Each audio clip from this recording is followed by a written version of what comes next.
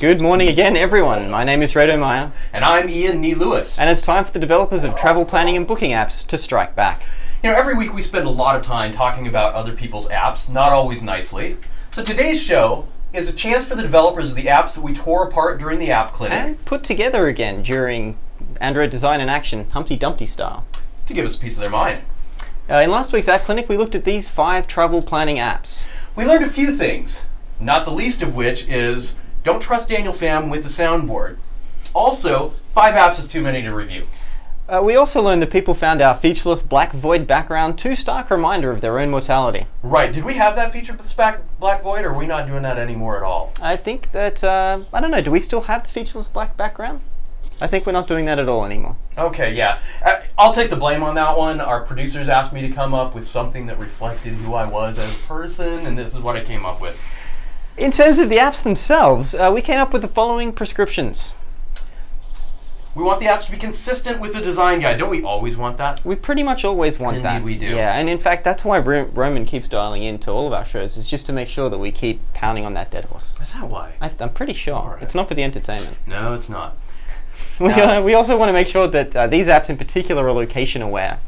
We wanted them to integrate with our digital life. You know, I use Gmail and Gcalendar for everything. Other people use Facebook or other different types of things, and integration with the things that I use to organize my life is an absolute must for travel apps. Absolutely, and you know, as far as that goes, we want to make sure that you can plan your entire trip using the same app, including all those damn guided tours that my own wife likes to go on. Absolutely, and buses full of Chinese people. And finally, we want to make sure that we can complete the entire transaction on the device. So we don't want to get thrown off to a website or a web view, if at all possible. We want that to all happen. Right, and I should mention, just in case I sounded racist, my wife is Chinese and we take the Chinese tours, that's why. That makes a lot of sense. Right, exactly. I didn't want that to sound bad. All right, so let's go ahead and take a look at who we've got with us today. We've got Goran Kukurin, is it? I hope so. Of Worldwide Webcams. Andrea Batega of Fast Booking, and Ryan Oldenburg from Hitmonk, who is joining us live in the studio. Very exciting. So he gets to see all of our disasters as they happen in real time. But he does not get to appear on the table Princess Leia style as a hologram, even though we totally had that all set up and ready to go. It'll happen. It's coming soon. And then Reito's like, oh, but if we do that, then I can't see my teleprompter, and how am I going to read my awesome scripted jokes? Whatever. Exactly. Yeah, let's go ahead and take a look at Worldwide Webcams. All right, so let's start off by putting up on screen the ratings that we gave this app. And we were a little harsh, mainly because this app didn't do a lot of the things that the other apps did. We were a little unfair, actually. It was totally unfair, and so I'm glad that Goran is here to tell us just how unfair we were in person. So hopefully we've got Goran available on the Hangout. If we can put him on screen as well, that would be awesome. Nice. That's kind of a funky effect with that background. Hey, Goran, welcome to the show. I see you've got a partner with you as well. If you guys want to spend a little bit of time, just introduce yourselves, tell us who you are, and a little bit about Worldwide Webcams. Okay, hi to all. My partner is actually my son, one of my 2 sons, who both was involved in developing WorldScope webcams. My background is I'm a computer engineer. Long time ago, started with ZX Spectrum Sinclair 81. Nice. But as did I. Yeah. Okay, but now for years I'm not professionally working in IT and development, but everything started when I received an Android phone for my birthday 2 years ago, and with local competition, Android development competition, and then I decided to come back and to start to learn Android. Java and C# and C was already known to me, but Java and Android was something new. And together with my team, we starting to looking for idea what to develop. That was the first question. We did some research on the web, on other app stores, and then we decided to develop WorldScope webcams. And in about 1 month of part-time working, so in our spare time, WorldCode was born. It was version 1.0, and now 2 years later we have almost 500,000 downloads, and we are looking forward to hear your feedback and to implement the hints we received from you, from Nick, from Roman, and I think that new version will come in next weeks. Oh, very cool. So you've got a new version queued up, ready to go next week. Excellent. Next weeks. Next week's. Good. That's a very important clarification. That's really cool. Now I wanted to make sure that we got a chance to bring Roman up, because I know that at one point WorldScope Webcams was going to be one of the app Android Design in Action candidates, which I think got traded out at the last minute. So I do hope that Roman's got some feedback that he can share with these guys. You're up, Roman. I do. Yeah, am I on the screen? You are. I guess I'm on the screen. So we actually, Nick and I provided some feedback to Goran separately on Google+. A bunch of the feedback was really just around styling, basic visual things. Like one of the biggest points of ours was that there was a case where you had the map, right? You had the map in the background, and then images kind of floating, I guess thumbnails of the webcam floating over the map, and it didn't seem like there was a purpose, or it didn't seem like there was a strong kind of cue as to what was going on there. So we had made some suggestions, like maybe having a background behind those images would give it a feel of like a swipeable surface that you can go, up and down, like that it's actually a list view. So we made a couple suggestions there. We made a couple suggestions, like you guys said, around, I think it was last week in the App Clinic, you mentioned like around the search icon and things like that. So we made a couple suggestions in general around visual styling and things like that. Cool. But one of the reasons that we made the switch at the last minute was that I think it was just a little easier for us to think of how we can redesign TripAdvisor. And WorldScope Webcams is such a unique app that we can't just jump in and redesign it for you. That's part of the interesting problem of designing such a unique app is think of a way to be unique and present the awesome amounts of content you have, be the thumbnails, the maps, and everything in a unique way. And we didn't want to do that for you. Yeah, because you didn't want to take away the magic, right? Not because it was too hard work. Yeah, because Roman's a hard worker. Exactly. One thing that we said, I remember last week about Worldwide Webcams, is that it seemed like it would work best in conjunction with one of these other apps. And I wouldn't want to say, oh, make it a plugin on another app, because we dinged a lot of apps for having too many plugins. Yeah. But this is one of those times when I really wish we had a an intent registry or something. Absolutely. Where you'd say, any travel apps that wants to use the Worldwide Webcams functionality could fire off an intent and get that kind of additional trip planning feature. Absolutely. Goran, is that something that is already available in your app, or is something that you'd consider doing? So building an intent that a third-party app developer could use to launch your app and display a webcam for a particular location? Yes, actually it is. WorldScope Webcams is reacting on geo intent. Oh. So when it receives coordinates, then you will get a list of webcams found near the specified location. That's really cool. So yeah, that is great. Implemented.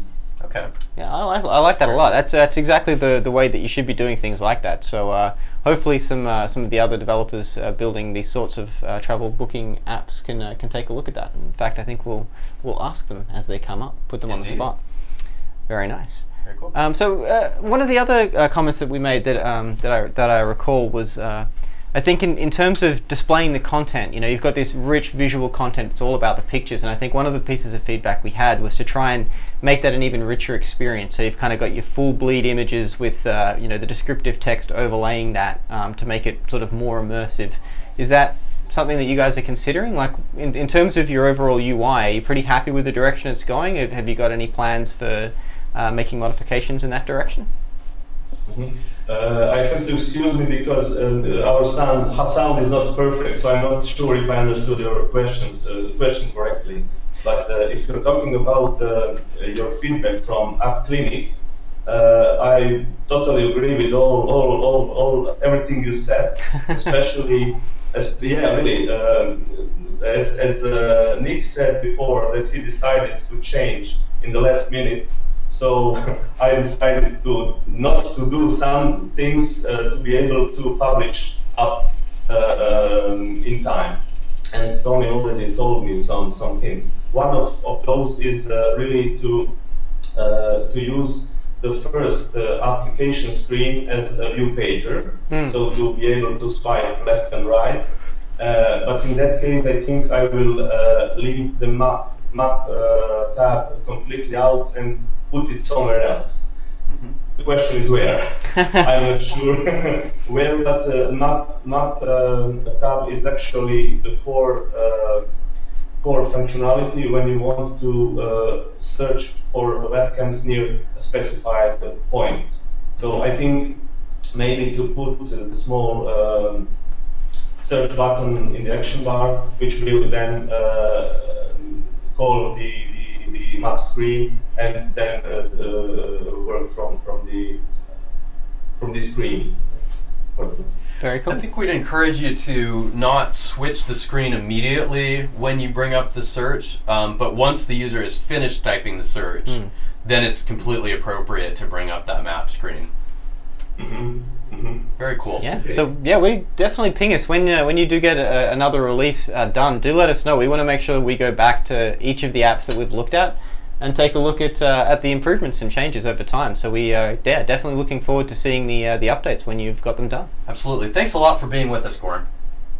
Thanks. All right. So let's move on before we run entirely out of time. I think we're up to Hipmunk now, right? So this is the prescriptions that we had for Hipmunk. If you want to go through those, and me and Brian are going to magically change places in the background. Absolutely, I totally want to go through those. Let me find a place where I can read them. So we felt that Hipmunk scored pretty well on design guide consistency, but where it really shone was being location aware and integrating with my digital life. So let me introduce Ryan. He's here with us in the studio. And Ryan, tell us a little bit about yourself and your company. Sure. So Hipmunk's goal is basically to try and take travel search, which is something that everyone kind of has to do when they want to go on a fun trip, but isn't in and of itself all that exciting or enjoyable of an experience, and really kind of improve it, and especially make it more mobile friendly. It tends to be a little bit of information overload, and so what we've really tried to do is get a lot of information across in a very visual way, and the biggest thing that's led for us is a lot of fans of the app. We've taken the Android design guides very seriously. We haven't done it perfectly, but I think everybody's trying to find exactly how their brand and Android can really work together. And a little bit of harsh feedback is all it takes to really get you to look at something a new way, and that flexibility ends up with a much better app. So I wish we could show you the app on the screen. Today we had some issues with our MHL connector, which I'm sure that many of you can sympathize with. But I've got the app in front of me. Sure. Ryan, why don't you tell us a little bit about what you change if you could? Okay. Well, the first thing I definitely agree with is that the home screen is kind of a dashboard, kind of a list, and Android's kind of moved away from that. The only thing that I'm afraid of if I give this up is the like unavoidable knowledge a user has the moment they launch the app of what this app can do. If you use a little picker on the left, which I actually did do on tablets, where this really was very awkward. I did, unfortunately, get a couple of emails of people asking how to get from hotel search to flight search, which I launched them into hotels at first. Right. So that's kind of made me a little timid about it. What approach I'm thinking of taking is instead of kind of getting rid of a screen like this, make it more useful of a screen. So instead of hiding the recent searches off in flights or off in hotels, maybe I could put them right here in front so you can pop right back where you were last time you launched the app. Absolutely. This is really tough, and I think we've had to deal with this a lot as we've switched from the old gingerbread design guidelines into the ice cream sandwich world. Is a lot of these things are not discoverable on their own, but they become obvious over time. The same way that it used to be that any hyperlink on a website was underlined and in blue, and it had a really sharp click me attitude to it. And now a lot of times you won't even see hyperlinks differentiated until you hover over them, because people know how they work. And so we're hoping to get to the point where people just know how left side navigation work, and that's one of the reasons we harp on it. But you're absolutely right that adding more discoverability, especially for new users, is a great idea. I want to go really quickly to Roman to see if he's got any ideas of how you can make things discoverable without always presenting the user with a dashboard that's as soon as they log in. Yeah, so I mean, I think that the point about first of all, just to talk a little bit about the dashboard, I think the point that that Ryan, you're making about having like a more content-rich dashboard, that's a good start. I mean, it then becomes less of a dashboard and really more of a dashboard, or true dashboard. Mm-hmm. I know that sounds weird, but basically, I think that's kind of playing into what actually one of the mock-ups that we did for Kayak was like, instead of having a decision between hotels and flights, actually show the user all this information in one place, centered around the concept of a trip. And at that point, I mean, they don't have to think about, is there hotel functionality, flight functionality. They just think in the concept of like, oh, I have a trip, and here are the different things I could do with my trip. But in order to talk a little bit about the discoverability, this is something that users of newer devices are being trained on. So as soon as they launch Maps, as soon as they launch Gmail, they're starting to understand what the spinner navigation is. So while there are some users that that just not ever touch that, we're doing a better and better job of training them. So like Ian said, I totally agree. Over time, this will be less and less of a problem. Yeah. But I mean, in terms of other things, you could have kind of a pop-up, like kind of blue circle indicating, hey, there's more stuff here. We don't recommend generally doing that because things like this action bar spinner should be discoverable on their own. But if you absolutely must direct attention to something, you could do something like that. And I think we mentioned this last time, but there's an open source project called Showcase View that can kind of give you that rich, zoom into a specific UI element. Functionality. One thing we used to do in video games that I think would be really difficult, it would be an incredibly difficult machine learning exercise, but with a video game, it was a lot easier. You could detect when the user was frustrated and when they couldn't figure out how to pass the level and give them hints. Yeah. I'd love it if you could say, oh, well, okay, now I'm getting to like Clippy territory, but obviously you're trying to find a hotel. It's up here. Yeah. I like the task-oriented view, though, with the idea that the navigation is something that would jump you ahead or behind in the task without having to, be the only way. Yeah, and to say some famous last words on the spinner, I'm looking forward to the day that is just the way UI works on Android. I feel like that's a great way to do it. Dashboards they were kind of a solution to a problem that's now been solved better, and we're just kind of waiting for the mainstream to catch up a little bit. Yeah, I think it's been mentioned a couple of times already, but I think that the solution which Roman's describing actually fits in really well with one of your key points, which was the ability to plan your entire trip. And so you're sort of getting away from that, I want to plan a flight, I want to book a hotel, and you're just saying, I want to organize a trip, and then there's a logical workflow that sort of goes there. So if you haven't done one of those elements, you kind of prompted that, hey, you booked a hotel, but how are you going to get there? So being able to sort of flow it that way could be quite interesting, particularly if you can have it enter from whichever vector people want to start with. No, and then the sort of navigation doesn't feel like you go into something and come all the way back out. It's kind of a circle. Exactly. I think that could really, really work very well. Cool. Now, let's talk a little bit about this. Yeah, my favorite part of the feedback. So our location selector, when you're trying to say where you're flying from or where you're flying to, has a pretty critical flaw in the current live version, which is that if the place you're trying to go isn't in our autocorrect library, and you hit the done button on the keyboard, it actually nukes whatever you've typed out of existence. And this is just, it's a perfect example of something I don't personally do, and so I just never knew existed until I stared it right in the face on App Clinic. So that was like the best feedback I got, because I'm sure there's more than one person out there annoyed by that. Right, so this is where, for those of you who can't see the phone, it's where I type in VENI, thinking about Venice, gives me the choice of either Venice, Florida, or the Athens International Airport. And yes, I'm gonna try and be clever. Warning. Oh. There's a nice. Okay, so It'll either give me Venice, Florida, or the Athens International, and I think to myself, oh, neither one of those is correct, so I hit done on the keyboard because I just want to keep typing, and then it nukes what I put in. So this is actually an interesting thing. I've since fixed that. I haven't released the update because there's a few other things I want to do too, and I like to not be too annoying with the updates. But the reason I do it is that I found that when I typed into one of these autocompletes, I would say, San Fran, and I'd say San Francisco, and then it'd be like, oh, actually, I didn't want that one. I wanted South San Francisco, arbitrary example. And so on the next click, I nuke whatever was in there, and then what you would just type pops down in a little hinter. The nice thing about that is you never have to backspace like 30 characters you didn't want, which is kind of extremely annoying. The downside of that is I didn't have the case handled for that done on the keyboard, so I was thinking you clicked on it again. Like you gave it focus again by hitting done, and so whatever you typed was gone. So I've since fixed that. I have to say, I think that you've got a really good point there, but I feel like there's more to it than that, because a lot of times, because I've seen things that do behave the way that you're describing. In fact, Chrome does this sometimes, and it really just kills me.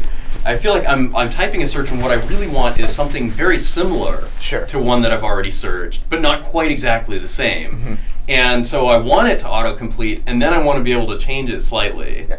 So Chrome does that to me too. Like if I search 2 words and then I go back and want to search just the first, I'll type the first and hit enter. It'll assume I meant the whole 2 words and be like, no, that's not what I meant at all. Exactly. So, but I think we all loved your flight search results page. That's my favorite part of the app, and I think that's pretty true for everyone. And especially the way it integrates with a calendar, and the agony thing, that's awesome. Although I think I mentioned I really wanted more to it. So the balance we're trying to strike there is like the best mobile apps tend to do like a core set of things, and it's easy to like keep adding features as you've finished some and you kind of have the dev time or something like that, and like frequent flyer miles, selecting preferred airlines and all that stuff could be really cool to tuck in there somewhere, but I don't know if I'm entirely convinced that not just keeping it very simple is the worst idea. Well, I think you're absolutely right, but I would counter with sort of what's worked for us at Google, which is you want to keep the interface very, very simple. I don't want anything to change in what I just did. But I want to have that magical feeling of realizing, oh, hey, the results you gave me fit my life perfectly, because I don't just have a calendar. I also tend to fly this airline, or I want a window seat, or I've got this many frequent flyer miles. Well, and you make a good point. Distinction between UI, like screen space being taken up by something, and actual functionality. It is actually not unreasonable to think we could add that in sort of like a settings screen where you don't even have to know it exists. It doesn't clutter anything to do with what's already been done, but you can get the benefit of it if you want it. That's pretty reasonable. Absolutely. And there are a few things like, for instance, the agony of a particular flight goes down if this long layover happens to be in a place with a really good frequent flyer club, for instance. Yeah, definitely. But what do the color codings mean? So the colors are specifically chosen to be, like you guys hit on it when you were talking about the App Clinic. It's to do with the airline. So Delta's blue, Delta is orange, United's blue, ANA is like a light green. We tried to do it as true to the colors they've picked it for their brand as possible. In truth, we could have done arbitrary colors, but since it was already going to be kind of a rainbow, we tried to give as much meaning to it as possible. For most people who don't really care about the names of the airline or the color of the airline, it's just nicer looking than a whole bunch of the same color. That's a really good point. I would love to see a feature where they're separated by alliance, because there's only like 4 alliances that make any difference at all. So, well, that's the biggest thing is often people think they want a preferred airline, but really they want a preferred alliance. Absolutely. And so stuff like that can really make. Yeah, I can see how you could really change things around. Well, I think we're almost out of time, but let's just really quick talk about the hotel search, which we thought was very similar in a lot of ways to the flight search. It felt like some things were missing. Like there weren't as many. I don't think you have the previous searches listed. Yes. So I do have them in the background, but the big design goal when we originally designed hotels, or what I call hotels, which is our hotel search product, was that you were always looking at the map. You never lost this anchor, which you guys even picked up on in the App Clinic, because you couldn't really get away from the map until you had picked a hotel. The downside of that is there's not really room to put a big list that needs a bunch of screen space. Of course. And so really it was one of those things we just kind of had to give up. And what I like about potentially bringing combined list of recent searches to the dashboard is suddenly you haven't given up that recent search list. And I think that can make up for it. In general, flights and hotels were both designed in two different eras. So flights was originally designed back when Gingerbread was the king, and ICS didn't even exist, and Honeycomb was just on tablets, which I think it always just on tablets, but just on early tablets. Then I did hotels before I had an ICS phone, even though I think it had been announced. Okay. And so the flavor of the time is like very visible in the designs. Flights, I've done a lot of work to bring it up to ICS. I'm moving over to doing that in hotels. But that's why while there's an action bar, it's kind of not quite right, and why there's two floating buttons on the bottom left as opposed to a vertical action bars. At the time, these things just didn't quite exist for me. And so, you know, just the flavor of the time. But I look forward to fixing it. Awesome. Well, I think that given what you told us, you know, about when it was designed, I think you've done a fantastic job. Sure. We really appreciate you coming in. Thanks a lot. Yeah, no, definitely. It's been great. All right. Why don't we bring Reto back up here and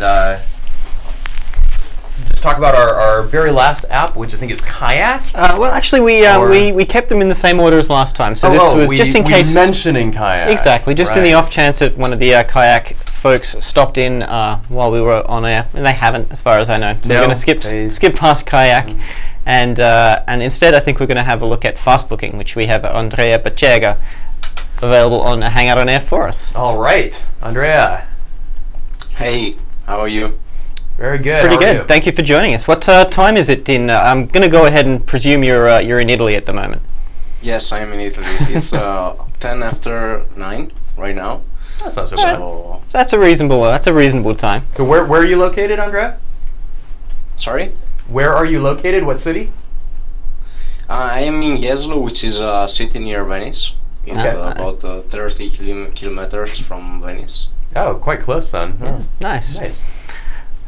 So so you developed fast booking, and in fact, well, we looked at your app because you pinged me and said, please take a look at fast booking. So so we did, and I think we gave quite a bit of feedback. I think some of it was a little critical. So I really want to give you the chance to tell us a little bit about you know, the concept behind the app. How happy are you with it where it is now, and sort of what are your plans for how you may want to improve it in the future? Yeah, well, we decided to have a new version of fastbooking.com application because we already had once before, but it was designed a couple of years back. So the design was well, it was okay at that time, but now was outdated. So we decided to have a new revamped design that well. So we did a new version of the application. We decided to have a flat design with flat buttons. We decided to have the same color palette that we have in the fastbooking.com website. So actually the color scheme can't change because we have the same colors on the website. So that we decided to have the color identity on both products. I think that makes a lot of sense. You know, you're going to, particularly for an app like this, there's a reasonable chance that you're going to have people migrating from the web to the phone and vice versa. So having that consistent branding, I think, makes a lot of sense. Absolutely. Yeah, so, well, we decided to have this application, the new version, and we, as I already said, we redesigned it from scratch.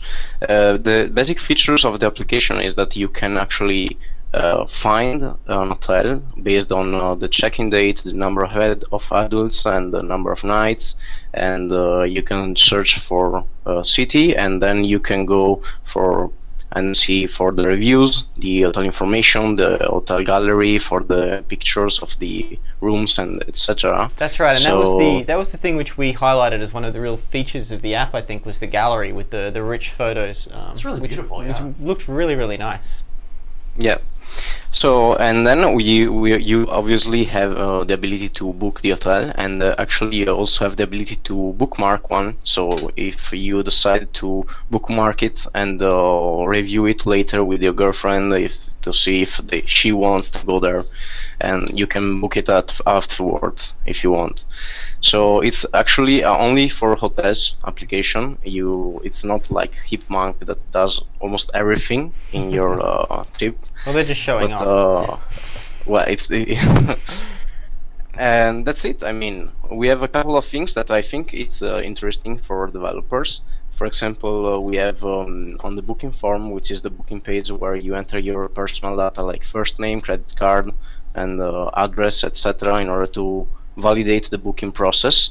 You have a data validation procedure that helps the user understand where they failed to enter the data. For example, if they enter a number in the first name, we are not saying you did it wrong. We are going to say near the first name edit text, we are going to say you did it wrong because there are numbers in there, and there should be only alphabetical characters.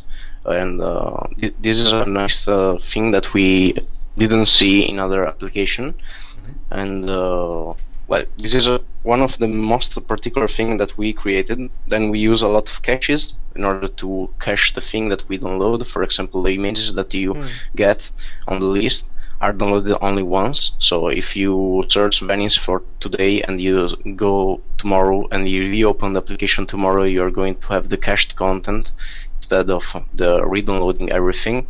We are going to cache the offers, the rooms, the everything, almost everything, because we wanted to have the application to be smooth and fast.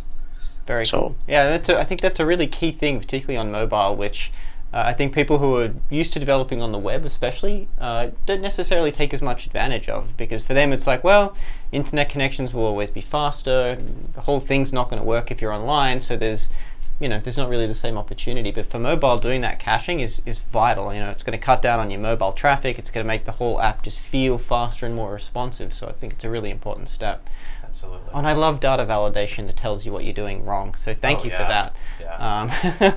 I think there's nothing more frustrating than hitting submit and you just get like, usually it's an alarm at the top of the page, which you won't scroll to. Right. It just nothing happens except some of your data gets erased. And if you scroll back up the top, it goes, yeah, you didn't fill in something right. Although I have to say, it seems like you're discriminating against people whose first names do contain numbers. Well, I think though that when you changed your name so that the I was replaced with a 1, that you were kind of asking for trouble. I am actually a little sensitive to this because when I got married, my wife and I decided to hyphenate our last name. And a lot of websites don't take the hyphen. Yeah, that's kind of harsh. It's a little odd, isn't it? Are you sure? Maybe it's quite just a few maybe it's just that like generally a keyboard only has like the minus sign, which isn't like an EM dash, and so maybe that's the problem. You need to get a real dash. It's not an M dash; it's an N dash. Well, either way, okay. it's still a minus, which isn't the same as either. So.